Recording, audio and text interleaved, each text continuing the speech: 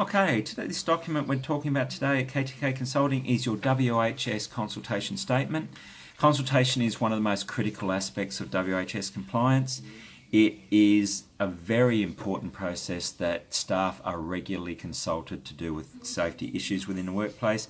They must have the opportunity to identify any hazards or risks that they see. They must have the opportunity to highlight those hazards or risks. They must have the opportunity to highlight any injuries they've had.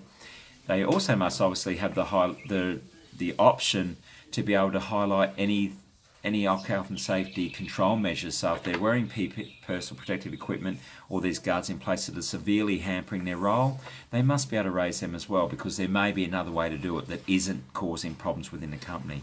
One of the biggest concerns we see in workplaces, somebody might have personal protective equipment in place, they might have a guard on a machine, but it slows them down so much they don't use it because they've got other restrictions on them, or they've got the management, wanting to make sure they release a certain amount of workload per day. So they must have the avenues to be able to raise those issues. The consultation statement document, it's probably one of the more technical or more complicated documents that we have, because it does include parts of the legislation in it. It does talk about health and safety representatives, because they're a big aspect of consultation as well.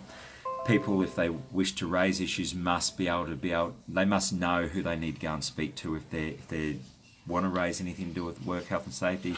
So it talks about all that in here. It talks about committees.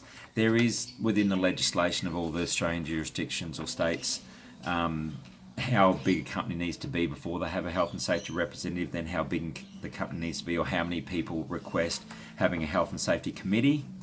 In larger corporations, you have your health and safety representatives who make up a health and safety committee, who oversee all the health and safety issues within a workplace. Smaller companies, if you've only got 3 or 4 people in there, obviously you're not going to have a committee.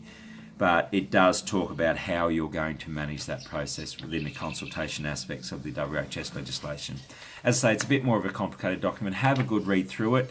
It is an absolute must that people are consulted within the workplace. So even though it is a complicated document, you must read through it. You must implement consultation processes.